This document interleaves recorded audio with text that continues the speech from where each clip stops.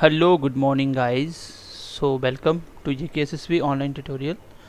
आज हम लोग साइंस का लास्ट यूनिट है फाइनेंस अकाउंट असिस्टेंट के अंदर, जिसका नाम है chemical equation and its type. ये एक यूनिट बचा था, हमने जानबूझ के इसको नहीं करवाया था सो एज आपके टच में रह सके, हम आपके साथ इंटरेक्ट करते रहें time to time.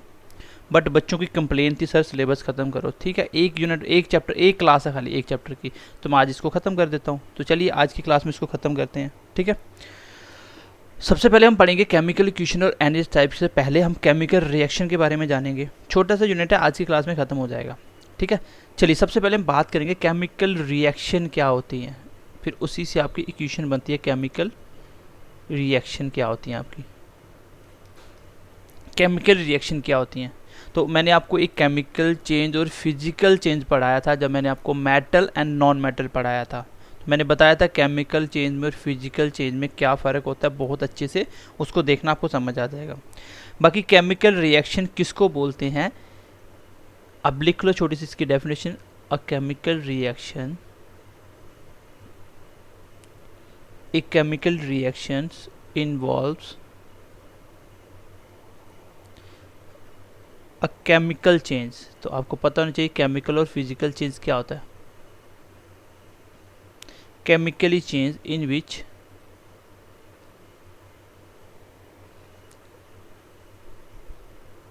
substances react to give new substance।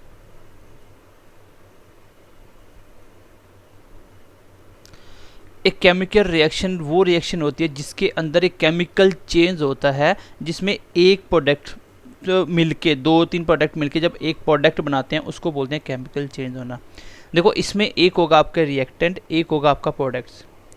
जिसको आप स्टार्टिंग में मिला रहे हो वो होगा reactant part left hand side वाला, और राइट हैंड साइड में रखते हैं क्या, आपका प्रोडक्ट्स। फिर आपको पता होना चाहिए कि रिएक्टेंट प्रोडक्ट के बराबर होता है। क्यों होता है ये तो हम पढ़ेंगे ही। इसमें एक पार्ट होता है, आपको याद रखना है, रिएक्टेंट क्या होता है, और एक दूसरी बात होगी प्रोडक्ट्स की। रिएक्टेंट्स क्या होता है, प्रोडक्ट्स क्या होता है। ठीक है, ये वो सबस्टेंस है जो क्या है, रिएक्टेंट सबस्टेंस है, जिसकी रिएक्शन हो रही है स्टार्टिंग में, जिससे मिलके कोई चीज़ें बन रही हैं। वो प्रोडक्ट्स कौन सा होता है, जो बन गया, फॉर्म्ड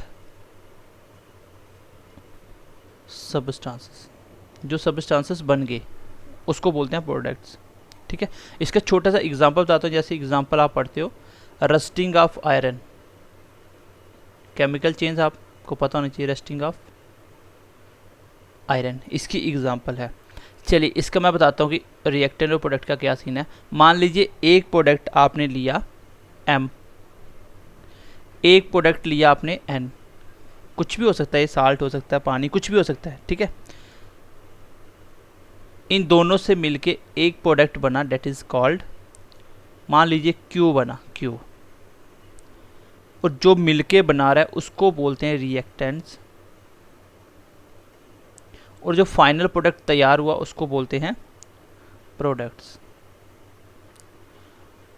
हमेशा रिएक्टेंट का मास या रिएक्टेंट हमेशा प्रोडक्ट के बराबर होगा। जितना भी टोटल रिएक्टेंट का होगा उतना ही टोटल प्रोडक्ट का होगा, क्योंकि कंजर्वेशन ऑफ मास इस पे काम करता है, लॉ ऑफ कंजर्वेशन ऑफ मास, कि मास ना तो आप बना सकते हो ना ही ख़त्म कर सकते हो, बस एक जगह से दूसरी जगह रिप्लेस कर सकते हो, चेंज कर सकते हो। ठीक है, इसमें आपको छोटी छोटी दो तीन पॉइंट याद रखने हैं। वो क्या पॉइंट है, सबसे पहले लेफ्ट साइड में क्या लिखा जाता है, लेफ्ट साइड में क्या लिखा जाता है, तो क्या लिखा जाता है हमेशा आपको आंसर देना सर, रिएक्टेंट्स। क्या लिखा जाता है, रिएक्टेंट्स लिखा जाता है।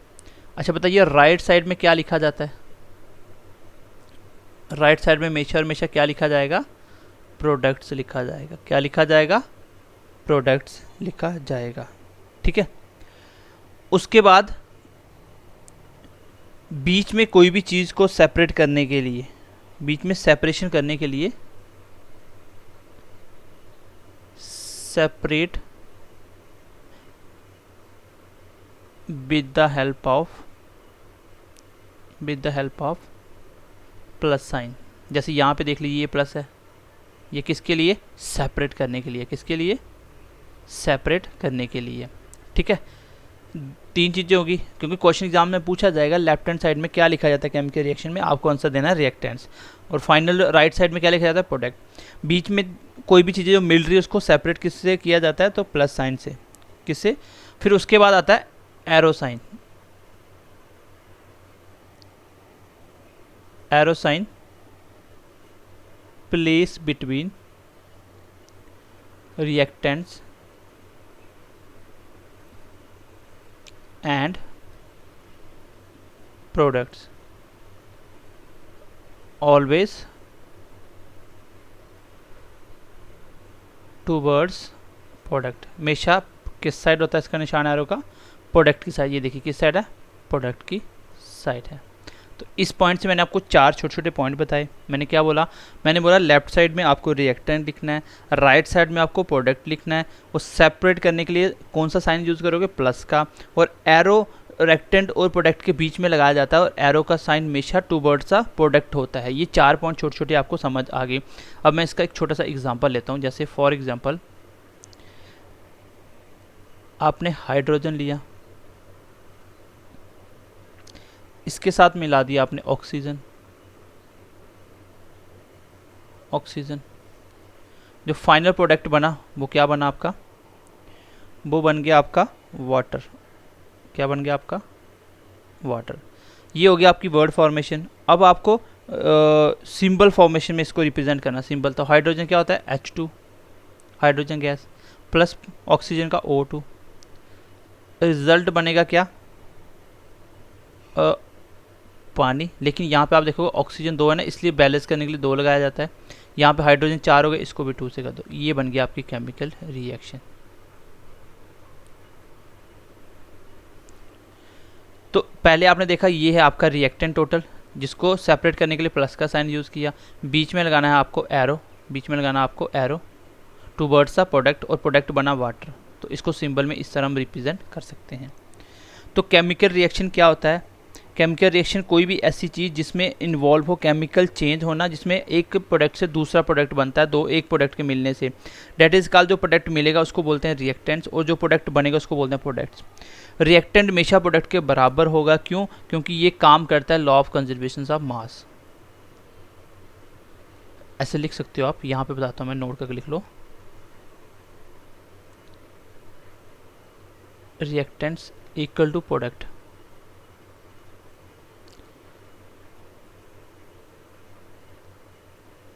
According to law of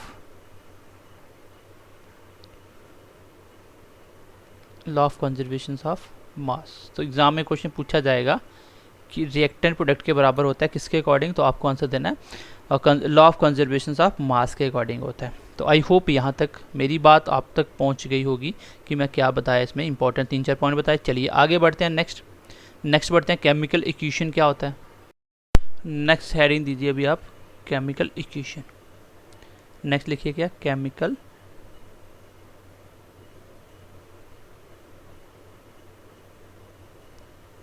equation क्या होती है। ये आपके सिलेबस में है, केमिकल इक्वेशन क्या होती है। तो केमिकल इक्वेशन आप ऑलरेडी पढ़ चुके हो। एक इक्वेशन की तरह रिप्रेजेंट करना, मैं लिखवाता हूँ, इसकी डेफिनेशन क्या लिखोगे आप, इसको लिख सकते हो, एक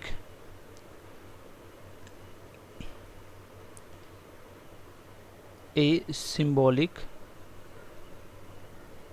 रिप्रेजेंटेशन,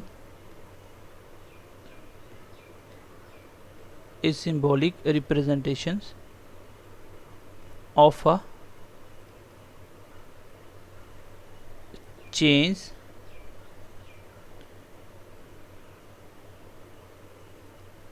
और रिएक्शन, चेंज होना या रिएक्शन होना, इसी को क्या बोला जाता है, इज कॉल्ड केमिकल इक्वेशन। मतलब एक सिंबॉलिक रिप्रेजेंट करना, जैसे आपने हाइड्रोजन को H से सिंबल उसका सिंबल देते हो, ऑक्सीजन को O से उसका सिंबल देते हो। मैं एग्जांपल छोटी सी लिख देता हूँ। जैसे सोडियम को मैंने मिला दिया ऑक्सीजन के साथ, तो क्या बन के आएगा, प्रोडक्ट बन के आएगा सोडियम ऑक्साइड। अब आप देखिए यहाँ पे सोडियम कितने हैं, 2, यहाँ पे सोडियम कितना 1, तो बराबर करो 2 हो गए। ठीक है, ये भी आप सीखोगे बैलेंस कैसे करते हैं। यहाँ पे ऑक्सीजन कितने हैं 2, यहाँ पे ऑक्सीजन कितने हैं 1, तो यहाँ पे 2 लगा दो। बट यहाँ पे कितने बन गए सोडियम, यहाँ पे सोडियम आपके सोडियम 4 बन गए, इसलिए मैं यहाँ पे क्या लगाऊंगा 2 की जगह, इसको आप 4 लगा दो, बैलेंस हो जाएगी। सोडियम कितने 4, सोडियम कितने 4, ऑक्सीजन कितने 2, ऑक्सीजन कितने 2, तो बैलेंस होगी इक्वेशन। जैसे ये इसका क्या है सिंबॉलिकल रिप्रेजेंटेशन, जैसे सोडियम को मैंने Na से सिंबल से रिप्रेजेंट किया और ऑक्सीजन को O2 से, इसको बोलते हैं सिंबॉलिक रिप्रेजेंटेशन आना केमिकल चेंज रिएक्शन में, उसको बोलते हैं केमिकल इक्वेशन। एग्जाम में डेफिनेशन बिल्कुल भी नहीं पूछी जाएगी। ठीक है, अब हम पढ़ेंगे टाइप्स ऑफ केमिकल इक्वेशन, ये क्वेश्चन एग्जाम में पूछा जा सकता है। ठीक है, एक तो बेसिक टाइप होते हैं, इसमें हम बोलते हैं वर्ड इक्वेशन, और दूसरा हम बोलते हैं किसका, उसका सिंबल इक्वेशन, सिंबॉलिक इक्वेशन जिसको बोलते हैं। तो पहले वो बताता हूँ, फिर आपको बताता हूँ केमिकल आगे बैलेंस अनबैलेंस केमिकल इक्वेशन क्या क्या होती हैं। पहले आप लिखिए टाइप ऑफ केमिकल इक्वेशन, लिखिए टाइप्स ऑफ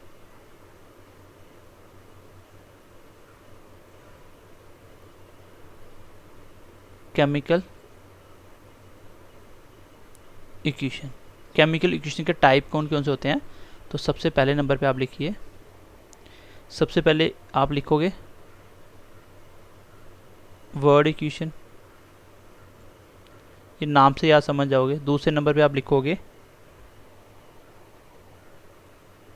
सिंबल इक्वेशन। जैसे मैं वर्ड इक्वेशन की छोटी सी एग्जांपल देता हूँ, एग्जाम में क्वेश्चन पूछा जा सकता है वर्ड इक्वेशन किसको बोलते हैं, तो आपको आंसर देना है जब हम किसी भी एलिमेंट को उसके नाम से रिप्रेजेंट करके इक्वेशन लिखें, उसको बोलते हैं वर्ड इक्वेशन। जैसे वर्ड इक्वेशन को हम एग्जांपल से समझाते हैं आपको। जैसे मैंने मान लीजिए रिएक्शन करवाया, एग्जांपल से समझाता हूँ। जैसे मैंने लिखा जिंक, जिंक को मिला दिया मैंने सल्फ्यूरिक एसिड, किसके साथ, सल्फ्यूरिक एसिड के साथ, तो मुझे क्या मिला, एक तो मुझे मिला जिंक सल्फेट और प्लस मुझे मिला हाइड्रोजन, हाइड्रोजन। ठीक है, हाइड्रोजन। अब देखो मैंने क्या किया, मैंने इसके सिंबल नहीं लिखे, मैंने इसका पूरा पूरा नाम लिखा, इसको बोलते हैं वर्ड इक्वेशन। ये होती है आपकी वर्ड इक्वेशन। और अभी आप समझ ही चुके होंगे, तो अगर इसका क्वेश्चन एग्जाम में आ जाए जिसमें आप रिएक्टेंट और प्रोडक्ट को उसके वर्ड से रिप्रेजेंट करते हो, वो कौन सी इक्वेशन होती है, उसको बोलते हैं वर्ड इक्वेशन। और सिंबल इक्वेशन कौन सी होती है, अब तो आप खुद कर लोगे इसको। सिंबल इक्वेशन जैसे इसी को लिख दो, जिंक को सल्फ्यूरिक एसिड H2SO4 से ऐड किया तो ये बन गया जिंक सल्फेट, और प्लस इसमें आपका निकल गया हाइड्रोजन गैस। बाकी इसको बैलेंस करना नहीं करना वो आगे सीखोगे, फिलहाल इससे ये आपके प्रोडक्ट बनते हैं। यहाँ पे मैंने क्या किया, अब मैंने वर्ड की जगह उसके सिंबल लगा दिए, बस यही होती है सिंबल इक्वेशन। ये छोटा सा नाम से समझ आ जाती है। बाकी मेन केमिकल इक्वेशन कितने टाइप की होती है वो हम अभी पढ़ेंगे। आप लिख लो केमिकल इक्वेशन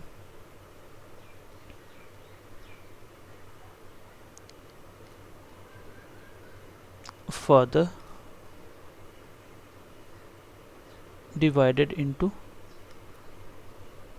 some parts। सबसे पहले लिख लो, सबसे पहले नंबर पे लिख लो बैलेंस्ड इक्वेशन। कौन सी, बैलेंस्ड इक्वेशन। तो नाम से ही समझ आ रहा है कि बैलेंस्ड इक्वेशन क्या होती है। तो बैलेंस्ड इक्वेशन क्या होती है, जैसे ऊपर वाली एग्जांपल लेते हैं, ज़्यादा एग्जांपल हम लेंगे नहीं। तो बैलेंस इक्वेशन किसको बोलते हैं, जैसे मैंने लिया जिंक को मिलाया मैंने सल्फ्यूरिक एसिड से, फिर मैंने बना दिया जिंक सल्फेट प्लस हाइड्रोजन। चलिए देखते हैं क्या ये बैलेंस है, नहीं तो बैलेंस करनी पड़ेगी। इसमें आपको पहले मैं बेसिक से समझा देता हूँ। आप लिखिए पहले हमारे इसके अंदर कौन कौन से एलिमेंट आ रहे हैं, एक जिंक आ रहा है, एक मुझे हाइड्रोजन दिख रहा है, और मुझे क्या दिख रहा है, सल्फाइड दिख रहा है, और मुझे क्या दिख रहा है, ऑक्सीजन दिख रहा है। यही 4 अलग अलग एलिमेंट दिख रहे हैं पूरी इक्वेशन में। जिंक दिख रहा है, हाइड्रोजन, सल्फाइड और ऑक्सीजन, 4 सिंबल दिख रहे हैं, कुछ दिख नहीं रहा। ठीक है, अब आप देखिए लेफ्ट हैंड साइड हमेशा राइट हैंड के बराबर होनी चाहिए, तभी तो बैलेंस कहलाएगी। लेफ्ट हैंड साइड में क्या आता है, रिएक्टेंट आता है, और राइट हैंड साइड में प्रोडक्ट आता है। इसमें पहले हम जिंक की बात करते हैं। लेफ्ट साइड जिंक कितना, 1। राइट साइड जिंक कितना, यहाँ पे भी 1 है। अच्छा, लेफ्ट साइड पे हाइड्रोजन कितने हैं, 2। राइट साइड में हाइड्रोजन कितने हैं, 2। लेफ्ट साइड में सल्फाइड कितने हैं, यहाँ पे 1। राइट साइड में सल्फाइड कितना है, यहाँ पे 1। लेफ्ट साइड में ऑक्सीजन कितने हैं, 4। राइट साइड में ऑक्सीजन कितने हैं, 4। इट मीन्स कि ये इक्वेशन क्या है, ये दोनों की दोनों बैलेंस्ड है। कैसी है ये,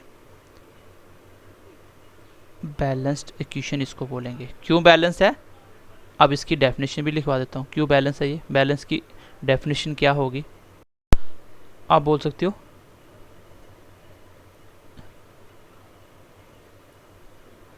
इन which equation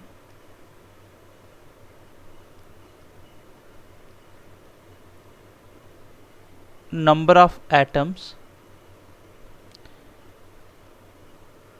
and kinds of atoms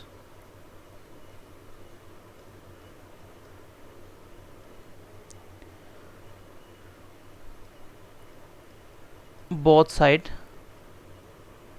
same। ऐसी कोई भी इक्वेशन जिसके नंबर ऑफ एटम्स, जैसे यहाँ पे कितने एटम्स है, जिंक के 1 1, ठीक है, हाइड्रोजन 2 2, और दूसरा kinds of atom. Kinds of atom मतलब जो भी एलिमेंट अलग अलग है, जैसे जिंक के एटम, हाइड्रोजन के एटम, सल्फाइड के एटम, सब के एटम, वो दोनों साइड इक्वल हों, उस इक्वेशन को हम बोलते हैं बैलेंस इक्वेशन। तो आपको इसमें ये याद रखना है कि इसमें नंबर ऑफ एटम और काइंड्स ऑफ एटम दोनों क्या होने चाहिए, इक्वल होने चाहिए, तभी तो चीज़ बैलेंस होगी ना। दोनों साइड एक जैसा होगा तो उसको बोलते हैं बैलेंस इक्वेशन। यहाँ पर मैंने आपको थोड़ा सा एक्सप्लेन करके भी बता दिया, ठीक है, मैंने आपको एक्सप्लेन करके भी बता दिया। चलिए आगे हम लेते हैं दूसरा, इसका सेकंड लिखो, अनबैलेंस्ड केमिकल इक्वेशन। लिखो अनबैलेंस्ड, और नाम से ही पता चल रहा है जिसमें इक्वेशन बैलेंस नहीं होती। अनबैलेंस्ड केमिकल इक्वेशन,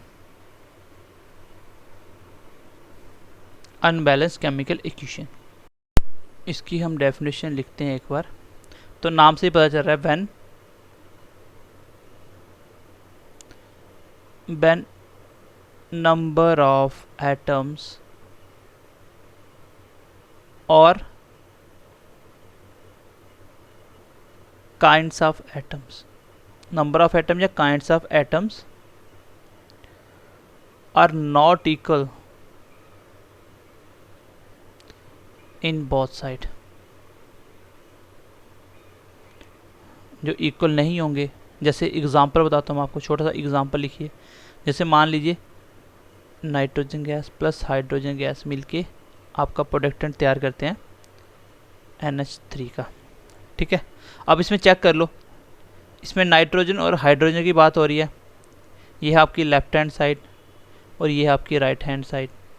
सबसे पहले देखिए नाइट्रोजन कितने हैं, लेफ्ट साइड में 2, राइट साइड में कितने हैं नाइट्रोजन, सिर्फ 1। हाइड्रोजन कितने हैं, 2, और लेफ्ट साइड में कितने हैं, 3। तो क्या है ये है आपकी अनबैलेंस। यहाँ पे काइंड्स ऑफ एटम तो सेम थे, जैसे नाइट्रोजन हाइड्रोजन के थे, लेकिन नंबर ऑफ एटम सेम नहीं थे, नंबर ऑफ एटम सेम नहीं थे। इसमें यहाँ पे 2 है इसके, इसका 1 है, यहाँ पे 2 इसके 3 है, ये अलग अलग थे। तो जब दोनों इक्वल नहीं हो, इस केस में बोलते हैं ये कौन सी है, अनबैलेंस केमिकल इक्वेशन है। और अनबैलेंस को हमेशा बैलेंस किया जाता है। अब हम पढ़ेंगे how to balanced, how to balanced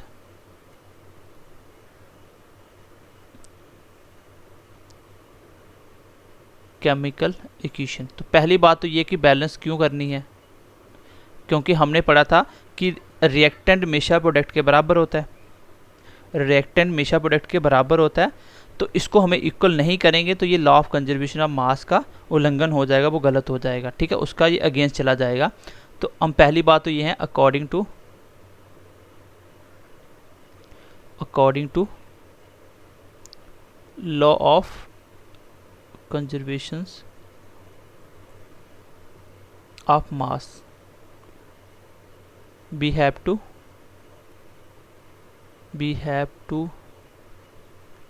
balanced। हमें क्या करना पड़ेगा, we have to balance the equation, हमें उस इक्वेशन को क्या करना पड़ेगा, हमें बैलेंस करना पड़ेगा, क्योंकि लॉ ऑफ कंजर्वेशन ऑफ मास यही कहता है। अब हम इसको बैलेंस कैसे करेंगे, मैं आपको एग्जांपल लेके फिर स्टेप बाय स्टेप समझाता हूँ कैसे करना होता है। जैसे फॉर एग्जांपल मैंने लिया, सबसे पहले हम वर्ड फॉर्म में लिखेंगे, ठीक है। जैसे मैंने लिखा, मान लीजिए एक एग्जांपल ले ली मैंने, combustions of methane gas, methane का कंबूशन करना, जलाना in presence of oxygen, oxygen की प्रेजेंस में, oxygen OXN, oxygen, to form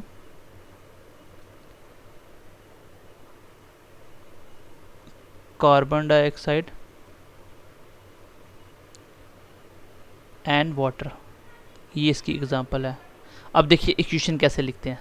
सबसे पहले हम क्या लिखेंगे, स्टेप नंबर फर्स्ट, कैसे, वर्ड में वर्ड इक्वेशन बनानी पड़ेगी। पहले हमने लिखा कि इस साइड तो आपकी मीथेन गैस आ रही है और ये मिल रही है आपकी ऑक्सीजन के साथ, and then we get carbon dioxide और प्लस वाटर, ये हो गया वर्ड फॉर्मेशन। स्टेप 2 में हम क्या लिखेंगे, स्टेप 2 में हम लोग सिंबल इक्वेशन लिखेंगे। जैसे मीथेन क्या होता है CH4, कुछ आपको ये छोटे छोटे सिंबल और फॉर्मूला याद होने चाहिए। ऑक्सीजन क्या होता है O2, दोनों मिलके क्या बना रहे थे, कार्बन डाइऑक्साइड प्लस वाटर। अब स्टेप 3 में हमें क्या करना होता है, स्टेप नंबर 3 में, स्टेप 3 में हमें क्या करना है, रैंडमली इसको बैलेंस करने के नंबर लगाने पड़ेंगे। कैसे, जैसे यहाँ पे आप देख लो सबसे स्मॉलेस्ट एटम कौन कौन से, जैसे यहाँ कार्बन 1 है तो इस साइड का कार्बन 1 है, कोई दिक्कत नहीं है, कार्बन बराबर हो गए। इस साइड में स्टेप लिखने की जरूरत है नहीं कि आपको अलग अलग सारे आइटम लिखो फिर बैलेंस करो, ऐसे देख लो कार्बन 1 कार्बन 1, कोई दिक्कत नहीं है। फिर आप देखो ऑक्सीजन कितने, यहाँ पे 2, इस साइड ऑक्सीजन कितने 1 और यहाँ पे कितने 2, कितने होगा ऑक्सीजन 2, जहाँ पे 1 यहाँ पे 3 हो गए। तो इसका मतलब 3 तो आप बनाओगे तो ये 6 बन जाएगा, इसको 2 से करो, ये कितने बन गए ऑक्सीजन 4 बन गए, कितने बन गए ऑक्सीजन 4। तो इस साइड 4 करने के लिए यहाँ पे 2 है तो यहाँ पे 2 रख दो, कितने हो गए ऑक्सीजन 2 ऑक्सीजन यहाँ पे, क्योंकि O के नीचे 2 होता है, यहाँ 2 लगाता है 4 बन जाता, लेकिन यहाँ 2 नहीं था इसलिए 2 ऑक्सीजन आ गए, ठीक है। ऑक्सीजन कितने आ गए यहाँ पे 2। चलिए हमने ऑक्सीजन को भी बैलेंस कर दिया, कार्बन को भी बैलेंस कर दिया। ऑक्सीजन कितने 2 2 4 हो गए, बचा क्या हाइड्रोजन, यहाँ पे हाइड्रोजन कितने 4, यहाँ पे हाइड्रोजन कितने 4। इक्वेशन बैलेंस हो चुकी है आपकी। अब आपकी इक्वेशन क्या होगी, बैलेंस, नाउ बैलेंस। कुछ नहीं होता, बस नंबर लगाना होता है, एक एक एटम को पकड़ो लिखते जाओ। सबसे पहले वो एटम को बराबर करना होता है जो सबसे कम हो, जैसे यहाँ पे कार्बन सबसे कम था 1 था, मैंने इसको पकड़ा, ठीक है, और मेरी इक्वेशन बैलेंस होगी। और आई होप यहाँ तक आप मेरी बात को समझ पाए होंगे। इक्वेशन अनबैलेंस से बैलेंस कैसे की जाती है ये मैंने आपको थोड़े से स्टेप बताए, ठीक है। हो सकता है एग्जाम में आपको इक्वेशन बैलेंस करना आ जाए कि 2 किसके साथ जोड़ा जाए तो बैलेंस हो जाए, या इन दोनों को मिला के प्रोडक्ट क्या बनेगा। तो ऐसे पूछ लेगा, जहाँ आपको पूछ लेगा अनबैलेंस इक्वेशन क्या होती है, बैलेंस इक्वेशन क्या होती है, तो वो डेफिनेशन नीचे कुछ लिख देगा, तो आपको वो समझ होनी चाहिए, ठीक है। चलिए नेक्स्ट बढ़ते हैं आगे। नेक्स्ट देखिए, अभी आप लिखिए तीसरे नंबर पे, लिखिए नंबर 3 पे, एटॉमिक इक्वेशन। एटॉमिक इक्वेशन क्या होती है, एटॉमिक इक्वेशन क्या होती है, इसको आप बोल सकते हो ये एक तरह की कैसी इक्वेशन है, एक तरह की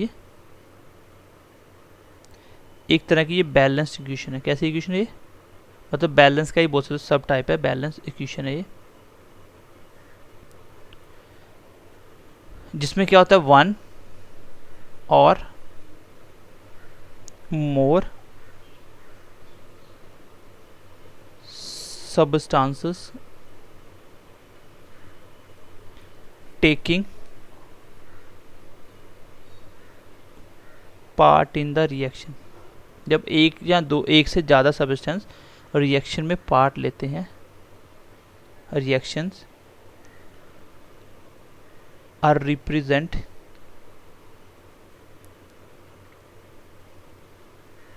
इन देयर एटॉमिक फॉर्म। अब एटॉमिक फॉर्म क्या होता है?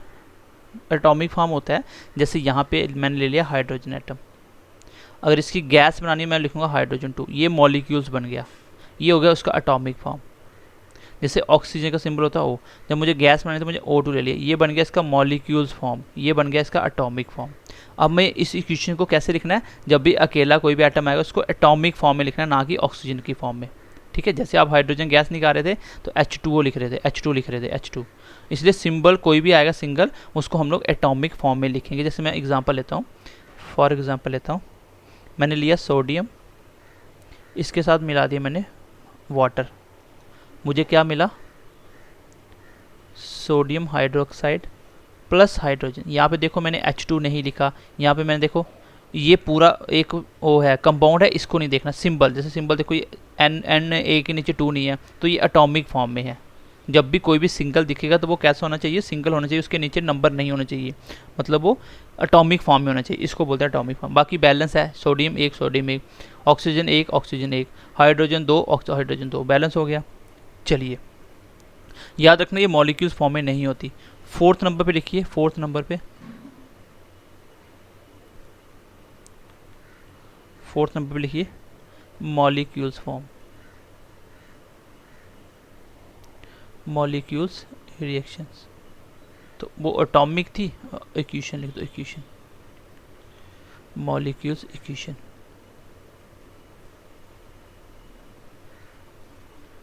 वो क्या थी, एटॉमिक थी, इसको हम मॉलिक्यूल इक्वेशन में लिखेंगे। जैसे मैं इसका सीधा एग्जांपल लिख देता हूँ, यहाँ पे आप लिख देना रिप्रेजेंट इन देयर, एटॉमिक की जगह लिख देना मॉलिक्यूल्स फॉर्म। ठीक है, जैसे सोडियम को मिला दिया मैंने पानी के साथ, हमें मिल गया सोडियम हाइड्रोक्साइड प्लस, तो इसको करो बैलेंस, ये हो गया अपनी बैलेंस हो गया। ठीक है, अब बैलेंस करना क्यों पड़ता है आपको भी समझ आया, लॉ ऑफ कंजर्वेशन ऑफ मास की वजह से। अब देखो यहाँ पे मैंने कैसे इसको सिंबल किया, ये इसकी मॉलिक्यूल्स फॉर्म है, कैसी ये मॉलिक्यूल्स फॉर्म है। तो आपको क्वेश्चन में जब भी आएगा ऐसे पूछ लेगा कि बताइए ऐसे एग्जांपल दे देगा, इसमें बोलेगा बताइए ये मॉलिक्यूल्स इक्वेशन है कि आपका एटॉमिक इक्वेशन है। तो आंसर आपको कैसे देना है, आप देखना सिंगल कोई भी, अगर से सोडियम सिंगल है, ये नीचे 2 तो नहीं आ रहा है, इसके नीचे 2 तो डबल तो है ना, ये जैसे ये कि हाइड्रोजन बन गया, ये मॉलिक्यूल्स है, मतलब उसमें ये एक सिंगल मॉलिक्यूल्स का होना जरूरी होता है, उसको बोलते हैं मॉलिक्यूल्स इक्वेशन, जिसके अंदर हम मॉलिक्यूल्स को रिप्रेजेंट करते हैं। ठीक है, चलिए आई होप ये आपको समझ आ गया होगा अभी तक। फिलहाल जहाँ पे मैंने आपको केमिकल इक्वेशन बताया, उसके टाइप बताए, ठीक है, और मैंने कुछ समझाने की भी कोशिश करी, आपके सिलेबस में इतना ही है। ठीक है, केमिकल रिएक्शन आपके सिलेबस में नहीं है, लेकिन हम फिर भी केमिकल रिएक्शन का आगे टाइप है 5-10 वो पढ़ लेते हैं, क्योंकि वहाँ से क्वेश्चन आना लाजमी है, आ सकता है क्वेश्चन, इसलिए ये वाला टाइप तो इतना ही है। और मैं इस क्लास को यहीं पे ख़त्म भी करता हूँ। अगली क्लास में हम लोग इसका ही सेकेंड पार्ट पढ़ेंगे, जिसका नाम है आपका केमिकल रिएक्शन। केमिकल रिएक्शन के टाइप क्या है, केमिकल रिएक्शन आपने पढ़ लिया, उसके हम टाइप पढ़ेंगे और इस चैप्टर को ख़त्म करेंगे। सो मिलते हैं अगली क्लास में, bye bye, take care and God bless you.